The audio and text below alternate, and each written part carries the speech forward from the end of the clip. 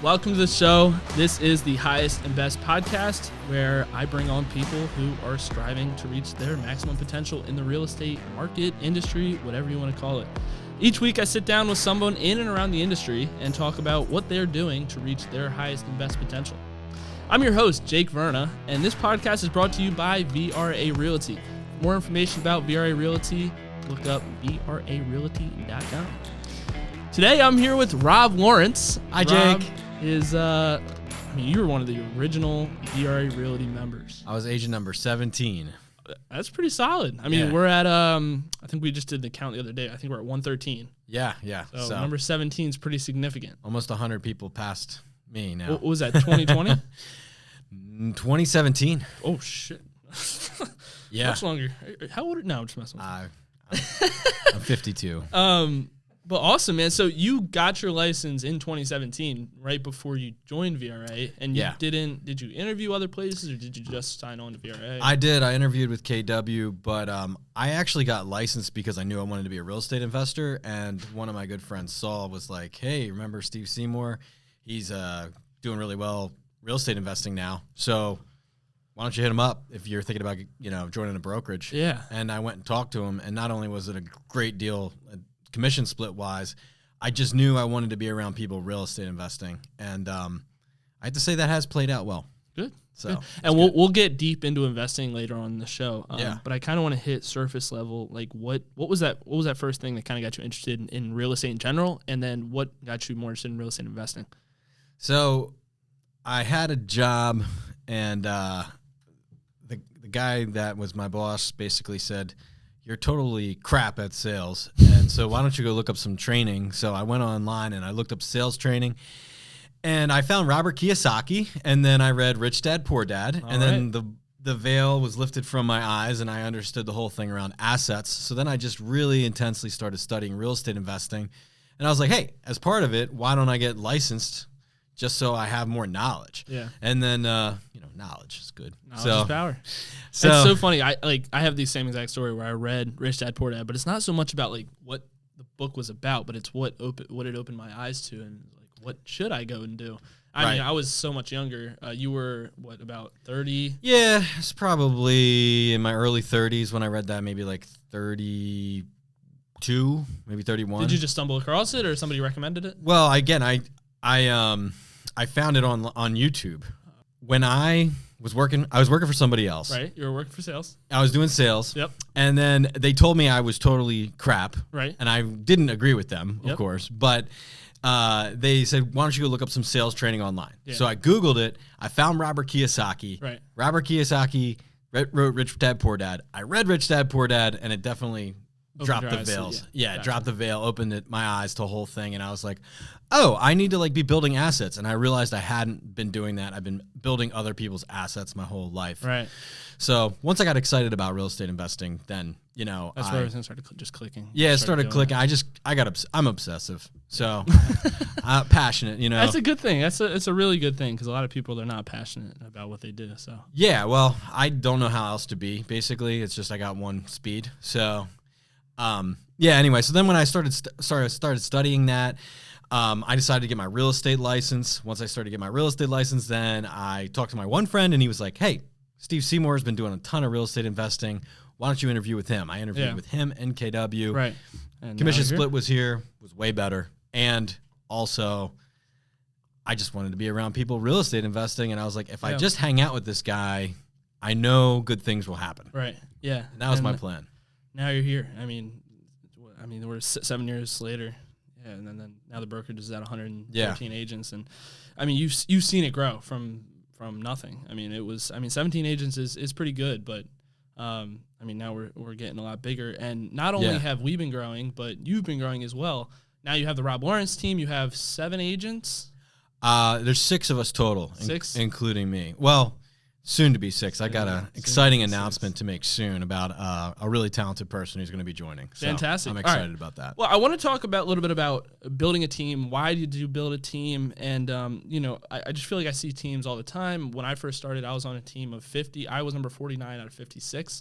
Wow. And you know, a lot of teams they stagger around that number of about 10. Yeah. And we've seen people that just have like their name and team with no agents around them. You know, I've seen that as well. A faux team. Yeah, and I mean, no hate to that. But you know, you see it. But what's the importance of having that team? And does that give more value to your clients? Does it give more value to your agents? Or is it just a money grab for a team leader? I love money. I wanted much money as possible. No, but basically what happened is I just got really busy and I wasn't able to handle everything myself. And, you know, some people can work more, but I had young children and I just was like, okay, I need help and I'm okay for paying for it with like a transaction coordinator. So I kind of started there, and then Tracy, shout out to Tracy Herbert, and she was awesome. And then she became buyer's agent, and then we had another teammate and another one. Yeah. And you know, I had teammates for different reasons at different times. Sometimes I feel like it's people want to work with me. They want my help to kind of learn the business and be more successful. And so it's partly like just more business than I can handle personally. Plus, like, I just have a heart to help other agents succeed. Definitely. And I enjoy that. I just genuinely do enjoy that. So, you know, it wasn't something I really set out to do, but it just happened. And then here we are. We got the Rob Lawrence team now. Yeah, something I heard you talking about in the hallway the other day. I think you were talking to Scott, and I welcome you to shout out your entire team when I asked you this question. But you talked about hiring people in the right seats. And when a lot of agents, when they hire someone to their team, they're only thinking about their transaction count, so it, you know, makes them a certain split. Right. You talked about hiring people in the right seats, and can you elaborate on that and how you hire who comes onto your team? Yeah.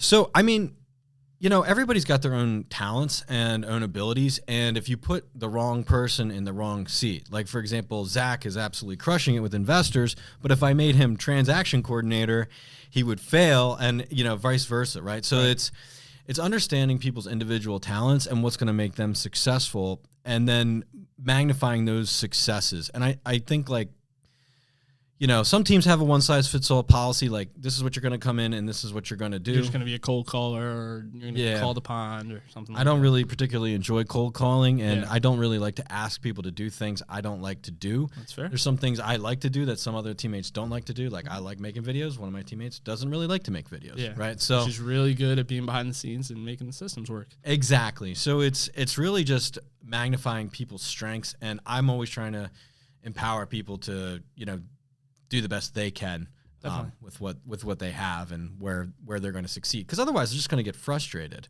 Right? Yeah, and then there's burnout, and then no one's happy. Then it's, oh, Rob didn't do this, and you have a reputation you got to hold yourself to. It's a terrible reputation, but I'm trying to uphold it. It's a great reputation. Yeah. Talk about your partnership with Scott. You don't have to go too into detail, but Scott's been doing real estate for a little bit over 30 years now. He started with Remax and then came over, and you guys kind of partnered on the Rob Lawrence team. Talk a little bit about that.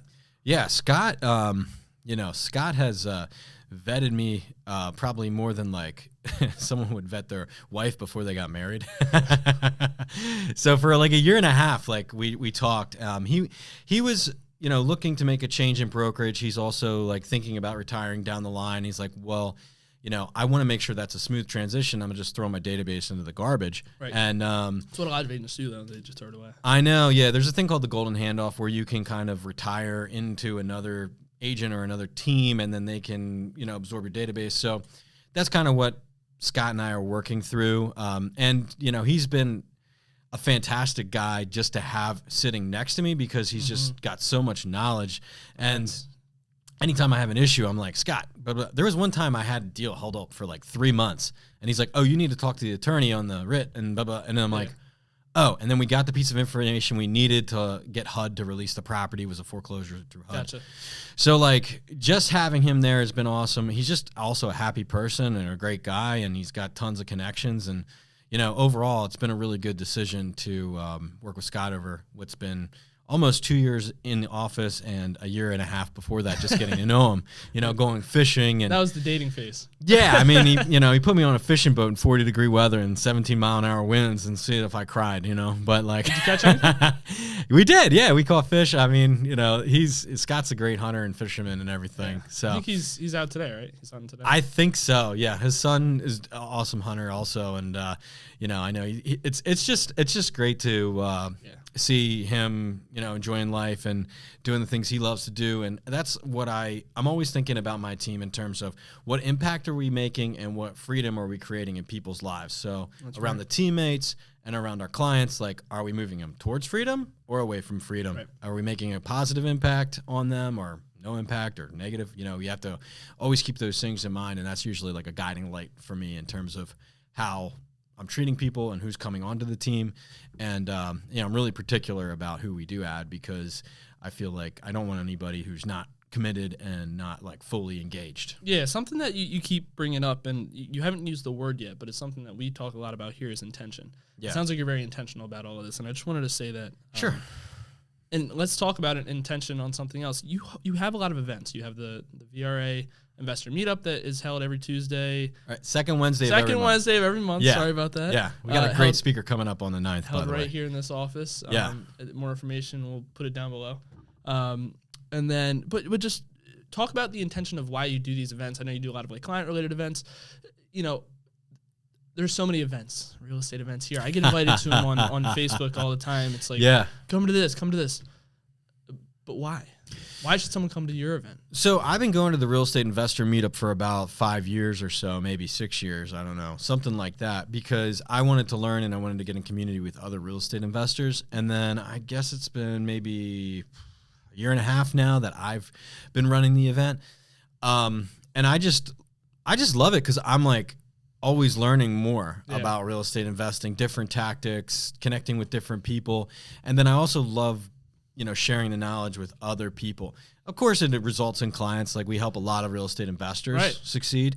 And, that's fun. I mean, again, we're having a good impact for them and making more freedom in their life. And that's, again, what we're about doing. So you're coming from contribution to these people. It's not just about one transaction here. It's creating opportunity. What I've heard about our events is that they're genuine. Yeah. So, when people come, they're not like getting a commercial or like, hey, you want to have lunch with me? It's $300. You know, like it's more about just like, hey, like, we're all in this together. Yeah, it's not perfect. Like, I'm not some grand, high and mighty real estate investors above everybody else or anything. Like, I'm sitting there learning, asking as many questions as I can from the speakers, and I'm trying to get the best speakers that I can to help inform me. And I keep learning and reinforcing things too. Sometimes it's like, you just got to block and tackle and remember to do that, you know. But something I love about your events compared to some others that I go to is I'd say 9 out of 10 times there's no sales pitch at the end from your speakers. And I love that. I hate sales pitches when I go to these events and these people, because like, we get it. We know why you came to speak is to show your value in the marketplace. But oh my gosh, we were at an event. I think you were when the guy from Tony Robbins came in. Oh yeah, I left before his pitch. Oh my God, it was like. He put on an amazing what a speaker. Presentation. He was a really good speaker. Yeah. And then he was the worst salesman I've ever met. I mean, his sales pitch was. Not everybody can sell, dude. Selling's hard. He was really good at speaking. It.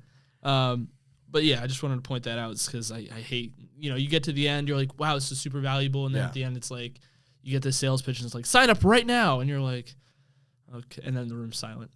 It's like, if you're offering your services and they're there, you can go get them. But I think just making genuine connections is super important across business, right? Like, people, when you make a real connection and you serve people in a real way, then like everything else just falls into place. The money comes, everything else comes. You don't need to make a bunch of pitches or do a little dance or whatever. Right? You just kind of like, hey, like, this is what I want to do. Like, if you want to talk to me, fine. If you're not ready, you know where to find me. That's right. That's right.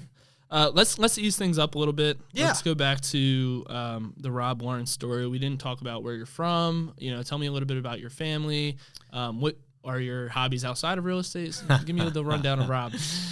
So I'm from Westchester. I grew up here. I'm born in Wilmington, grew up from like 6 to 18 in Thornton. Pennsylvania, and then went to like Westchester East High School, went to Cornell for mechanical and aerospace engineering, got out, started selling industrial machinery, was living in North Jersey for a while doing that. And, you know, I was traveling a lot. I was doing like sort of the traveling salesman thing, selling industrial equipment worth like $60 to $6 million, like so big stuff. I learned a lot about sales during that time. Yeah, I got married really young, divorced at 30, lost everything, had to start back over, was living in my friend's second bedroom for a while there when I was about 30. Moved back down here. And then, yeah, I got remarried. I have 3 beautiful children, great wife, Marie. She's super supportive. She helped me transition into real estate, like as I was leaving the corporate world and then coming into this. So yeah, I mean, I love the area. I love Westchester. I definitely feel just like relaxed when I'm here, versus let's say North Jersey for sure. No hate, but we hate Jersey. Yeah. Except for the shoreline. Yeah. So my wife's from Southern Jersey, so South Jersey's good. Yeah. North Jersey's a bit challenging of a place to live, but people like it, I guess. Some people there. So you're from Westchester. You live in Westchester. Yeah. What's your favorite restaurant in Westchester? Man, probably Asuka. I like. What's that? It's a sushi place down the street. I go there really often. You like it over Kuma? I mean, Kuma's good too, but if I would just say like, where do I go the most? Like, it's there. Okay, well, what's the best restaurant in town? In the borough? Andori's. Is that the right? I don't even know what's Andori's. Is that the right? Will you take me there today? No, you have to get like a reservation like a month in advance, and it's like $300 to eat dinner, but it's unbelievably good. All right, we'll talk more about it. I've never heard of this place. Yeah, it's super good. It's super good. It's super expensive. Don't go there. You can't afford it. Yeah. Once they can afford it. Maybe when the podcast takes on. I think that's the name of it. It's not 9 Prime. I've been there. No. It's not that. I love 9 Prime. Are you talking bad on 9 Prime? I am not saying anything bad, and I'm a nice person. I love it. Recently, and this is just something that I just thought of. We've seen, a little bit of a change in the rental market. You're a real estate investor. Yeah. You don't know anything in the you do. You have interest in something in Westchester. You have a listing right now. Yeah. With the rental. And I have a couple rental listings in the borough. And we've seen a little bit of a switch with the rents. I talked to Steve the other day, and we kind of think we've hit the top of where the rents are going. Yeah. I don't know. I've seen a for now. Really significant slowdown. Yeah, for now, of course. And then the summer kicks back where it's a whole different conversation. But I don't know, man. I've gotten a lot more tire kickers on the rentals recently. Yeah, I would definitely say that I've noticed the rentals and the home sales. I think that we're just in a bit of a stall right now. Yeah. That might be election related. Oh, we'll get into that. Can't wait to talk about that. So that might be election related. I don't really know exactly. I mean, maybe people are waiting for rates to drop, but it just doesn't really make sense to me. I mean, like, I'm shocked by how little activity the rentals are getting right this second. It's a very weird stall. It's like it came out of nowhere. I mean, we were full steam ahead just like last month, and then it kind of just slowed out of nowhere. Yeah, I don't know. You got to be prepared for anything in real estate. And every single realtor is going to have their different opinions on this matter. And this is just, I don't know. You and I. It's a thing that's happening. It's just I know exactly why. I don't. Do you think rent prices in Westchester are going to come down? Well, the one I've listed, I've been lowering. Yeah, and I've been lowering mine as well. Yeah, because you got to find that tenant. The investors obviously don't want to have it sitting for too long. Yeah, I mean vacancy is extremely expensive. Yeah.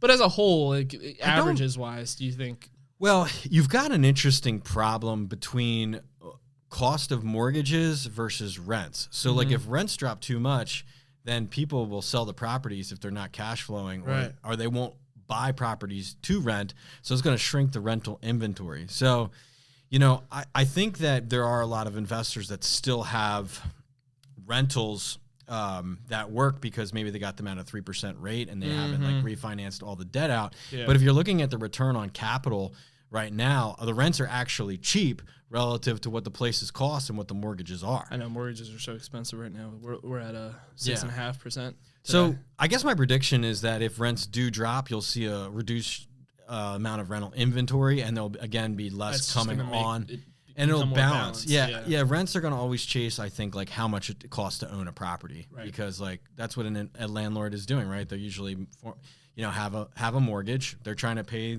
their mortgage with the rent. If their mortgage is going to be way higher than the rent, we can't buy the property, So or you sell that property. It is. It's very simple.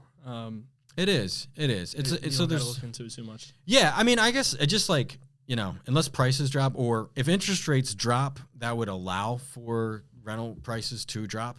So yeah, but I don't see that happening. Yeah, I don't see them coming down under 5. Maybe they'll get to 5 next year. Yeah, I don't know. But like my point earlier, it always gets slower towards the fall, winter months, and then spring, summer picks back up, and it'll probably be right back to where it is. I wouldn't have nobody get their hopes up about Westchester home prices coming down. Yeah, we keep hitting record prices in Chester County, and I know it's unbelievable. But yeah, I mean, obviously there's some resistance, I would say, to that at this time. I don't know how long that will last. I mean, could be just back to school. I think the average days on market last month was 13, and this month is 14 or something like that. Wow. It's one day, not much of a change. But yeah, let's dig into investment strategy. It's something that a lot of people know VRA for. Is when agents are looking to come invest, they come to VRA because we have the most knowledge and experience in that space. And thanks to Steve Seymour, he's been investing for a little bit over 10 years now. He's built up. I think he's around 15 million in rentals. Wow. So he's doing a lot. He has his strategy. Talk about your strategy in investing and how'd you find your strategy? I mean, the first thing to do when you're like, I want to go invest in real estate is you got to dive in on your strategy. Obviously you have to learn about how it works, but you got to understand your strategy. So what's yours? Kind of talk about that. Okay. Yeah. So, yeah, huge shout out to Steve Seymour in terms of he's been an awesome mentor around the real estate investing space for me. I still always am looking to him to what's next in terms of just like, okay, like I've hit this point, what do I do next? Right. And, there's levels to it.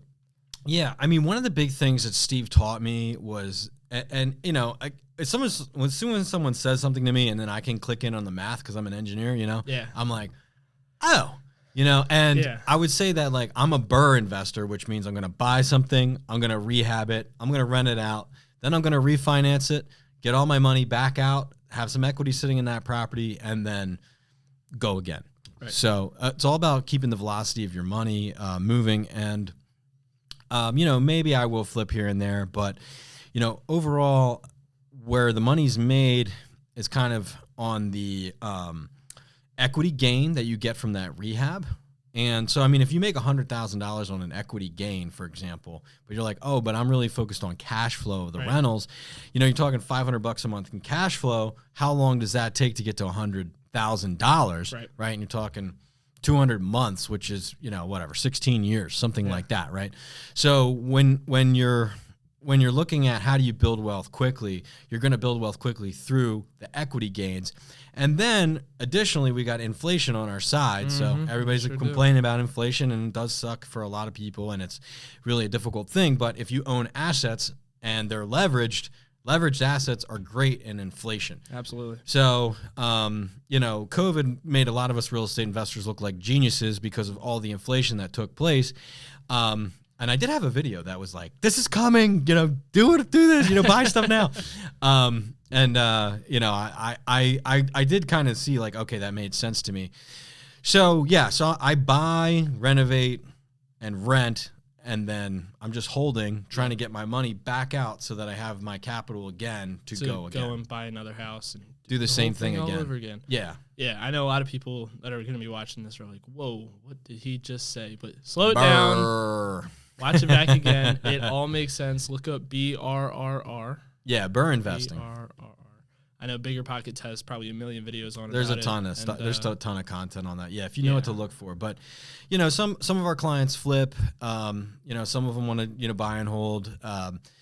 But, there's really like a couple fundamentals in real estate that are going to make money. But, Steve really made the point to me. It's just like, Rob, like the equity gains are where you're going to build wealth the fastest, because you can make $100,000 or even $200,000 in 6 months and like think about the cash flow. So on the cash flow side, I mean, it's still important. You don't want to be negative, because then like you're losing. Yeah, you pay for your mortgage. Yeah, you need to be positive, maybe a few $100 a month, but like that's not where you're going to build wealth, in my opinion, in our market. So in every market can be different, right? Absolutely. So because when you look at these equity gains, I mean, the prices of houses really matter, right? So like if you're investing in Pottstown, for example, equity plays are a lot harder because the top end of Pottstown is lower than Westchester, for example. Right. My example is going to be Coatesville. It's the same way. It's like a lot of people are investing there for cash flow. Whereas when you invest in a nicer area, you're going for those equity gains. But that's very interesting. Yeah, definitely. I'm glad we brought this up.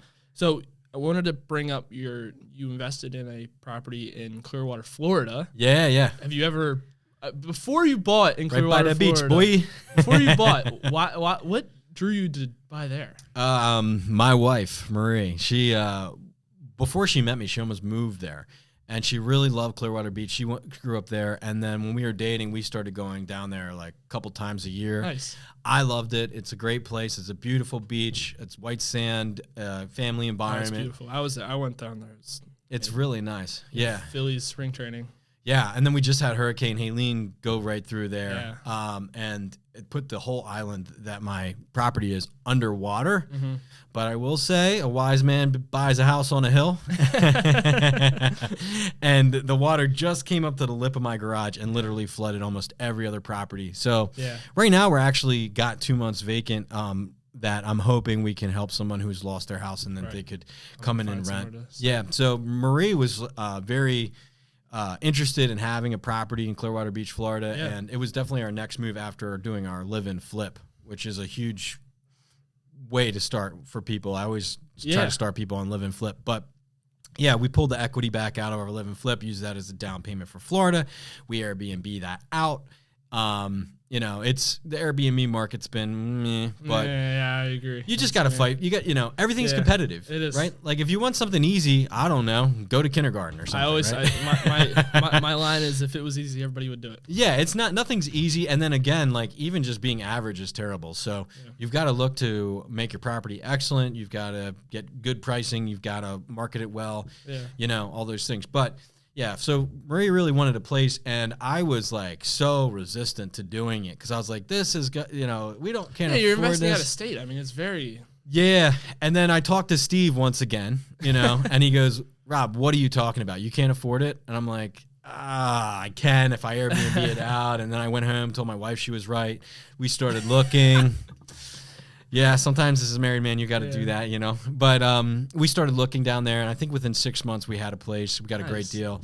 Yeah, I mean, that's appreciated maybe $150,000 in value since we purchased it. We've done some renovations to it as well. Florida's like the hottest place to move, so. Yeah, it actually has a long inventory right now of about 6 months because they've got a lot of problems with both HOA fees. We just got assessed $23,000 this year by our HOA. And then also the insurance issues because of all the hurricanes and things like that, and just a lot of insurers pulling out of the area, insurance prices doubling and things like that. So it's definitely increased the cost to operate in Florida. But, that is the cost of living at the beach. I mean, that's right. You want to live near the sand, there's waves. You got to pay the prices. Yeah. Well, if you want to learn more about investing in different areas or investing in Pennsylvania, feel free to reach out to Rob. At the end, we'll have all of his information. I don't want to get too deep into the Florida one. Yeah. But let's also talk about the one you said you have in Spring Valley. Spring Valley. Yeah. It's in Westchester here. Yeah, it's a house. Okay. Yeah, it's a neighborhood. It's in a neighborhood. Okay. Yeah, it's like a 4-bedroom house. When you said Spring Valley, I was like, what? Where is that? I thought it was only Delco or it's something. A street. It's a street. Gotcha.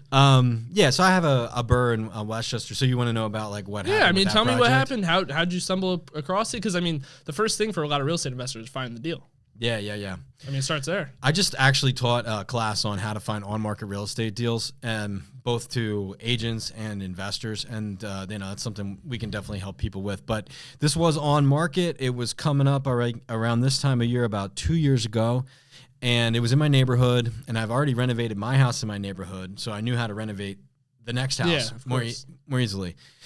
So that came up. I think they wanted $450 for it, and I made an offer, and they asking, I think, but it was really clean, and there were 6 offers on the property, and they decided to choose mine because the people just really wanted a sure thing. They were moving into, I think, assisted living, and they needed the money so that they could, pay for their care.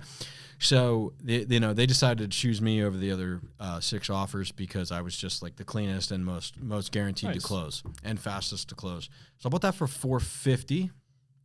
I invested, I would say, around $80,000 into it. Needed like 10 trees taken down. We ripped down the whole inside. Redid the kitchen. We did so much to it. But then reappraised. So you're all in right now at 530. Yeah, I would say that's about accurate. Maybe a little bit of closing costs. So let's call it. You're all in 540 right now. Okay, we'll call it that. We'll say that. Yeah, and then I've been renting it out, so I'm getting $4,700 a month for it. So it's decent cash flow. And for a house in Westchester, that's normal. Just so out there. Everyone yells at me for how much I rent things for, but just everyone calm down, okay? Yeah, that's normal. Rents are very high, especially for single family homes in Westchester. Why? With the school districts? Because the rent is too damn high. The rents are very high. But anyway, sorry, go ahead. Yeah, listen, it's a great house. It's totally done head to toe, and great family in it right now, and it appraised at $700, I think, like 6 months after I bought it, and then did my renovations. So, whatever, that's like let's just say 150 in gain. I would say right now I'd probably sell for like 750, so maybe it's up 200 in about 2 years. Yeah, so that was what I would call a home run. I mean, if you're going to get that big of an equity gain plus be able to cash flow on the rent, that's definitely a home run deal. A home run deal. Especially on market. It's hard to find those on market. When was that? What? When was that? 2 years ago. Okay. Market was even hotter than it is now. It was very hot then. Yeah, again, I mean, limiting beliefs are going to stop people from doing things, but you just got to keep an open mind and take your shots. I mean, we buy on-market properties for investors in all markets. I mean, there's just going to be houses that homeowners are not able to really process. And then you've got investors who are looking at the numbers, and you've got to basically know your numbers. You got to be able to control your costs, and you've got to find a way to win in a competitive space. Yeah. Everyone's fears competition. That's right. I love competition. Yeah. I love competing and winning. That's right. That's it. How am I going to beat you? Yeah. I'm going to try. Well, we'll start to wrap things up, but I want to just talk a little bit about, VRA. Why do you think someone should consider coming in and being an agent here? Yeah, I mean, well, one, I think it's a pretty economical brokerage to operate in. Yeah, go ahead. It's a pretty low fee situation, which is great. I know in this challenging environment. I think the number one thing is mindset. So we're always working on our mindset, I would say weekly in those Friday meetings. Like they're almost always something to do with how we're thinking about things, where our mindset is, what we're feeding our minds. So, if you want to get around to people that aren't, moping around and blaming everything on something else. And, I think agency, taking, going out of victimhood, Steve is always knocking that out of me every time it starts creeping back into my mind. It's so easy. That's the easiest thing to do is just to. Blame something else. Blame the market, blame your brokerage, blame, whatever. The sun's not shining today, the election, whatever. It doesn't matter, right? At the end of the day, you've got to put bread on the table. Your kids don't want to hear they can't go to daycare because there's an election or something, right? Like you just have to, learn to find a way to win. And I think, other than that, the big thing is the real estate investing focus is such a huge thing. I mean, I've made a lot of money from being a part of this brokerage. I am basically unrecruitable because of that. Like there's no way that anyone could offer me something that would make me jump brokerages because of the value of the investing piece is so high. It's so much, and it's such a big thing to think about as agents because, a commission versus a investment, there's really no comparison. Yeah, agents are chasing their commission until they're 60 years old, and then they retire. And in real estate, you don't have a 401k. Yeah, I mean, so many people are doing that. I mean, and they're going into credit card debt or they're having trouble with money, and you really need more money than you think you do. Yeah. And that's one of the main problems people run into. And you just have to be fighting forward to make a good income for yourself, as well as make strong investments and build your wealth, because you really just don't know what's coming down the pike. So you don't. Yeah, and it's everybody. I mean, like, there's so many people that struggle with money and investing and things like that. So I'm just huge on the mission here around financial freedom, and it's something I've embraced. And really, for me, it's a thank you to Steve for everything he's done for me, is to push that forward for other people. So try to pay it forward through the meetups, just like in general, everybody I meet, I'm basically evangelizing real estate investing almost all the time. And it's kind of annoying probably to a lot of people, but I love helping people through it. I love their personal journeys as they go through it. My personal journeys, I go through it, because, hey, sometimes it's hard to rent a place, and it's like, okay, how do you get tougher? How do you get better? Where do you improve? And just digging into, your own personal journey and improving yourself. Great. Well, I was going to ask if you have any closing statements, but it sounds like you... I think I've made a pretty good rant there. All right, well, Rob Lawrence, thank you so much for coming on the show. You really do show how to hit that highest and best potential, and it does start with mindset. I mean, that's going to be one of the biggest things that we talk about on this show. So thank you so much for coming on. Yeah. If anybody, would like to talk with me, like help with real estate investing or buying or selling a house, happy to interact with them, help them however I can. We'll put your information in the description below. Thank you so much. Thank you, brother.